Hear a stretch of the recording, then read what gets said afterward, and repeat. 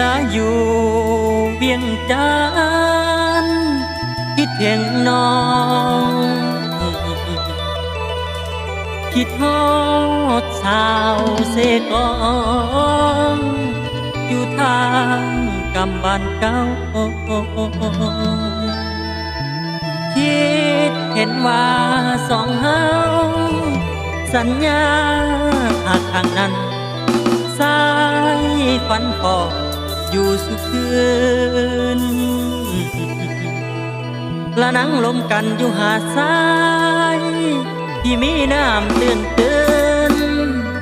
มาสาดส่องลอยกายน้ำหาดทรายมันไหลเย็นเปรียบดังคำโอ้ยสัญญาน้อง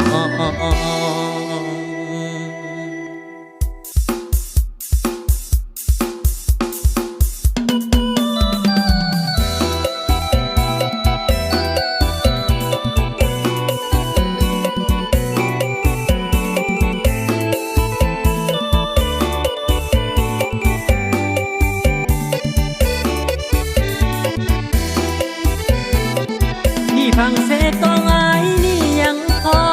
ยหัวใจเลื่อนลอยคิดเห็นแต่น้องสัญญาสองเงาที่ฟังเสียงกอง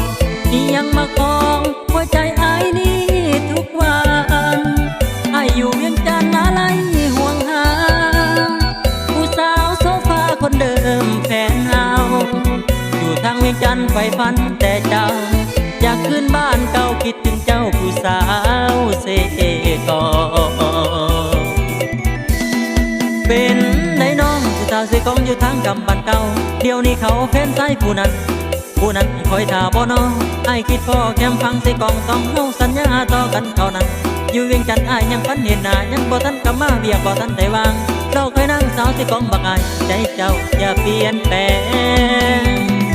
งานวันแต่งของเฮาคงมีอย่าได้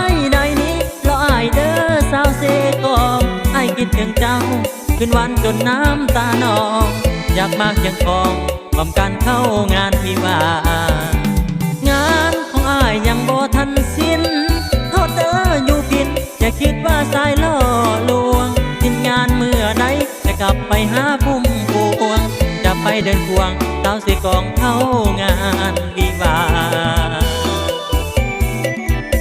ให้รอคอยใส่เด้อละให้รอคอยใส่เด้อละคำสัญญาน้องอย่าได้เปลี่ยนผู้สาวเสกองคนนักบักอาย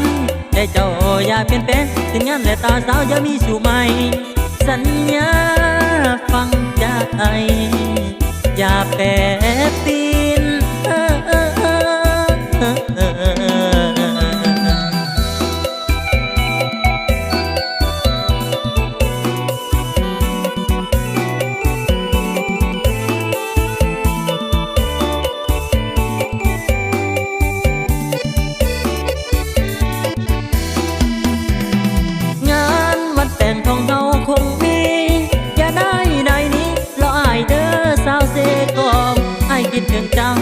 คืนวันจนน้ำตานองอยากมาเคียงคองพร้อมกันเข้างานวิวา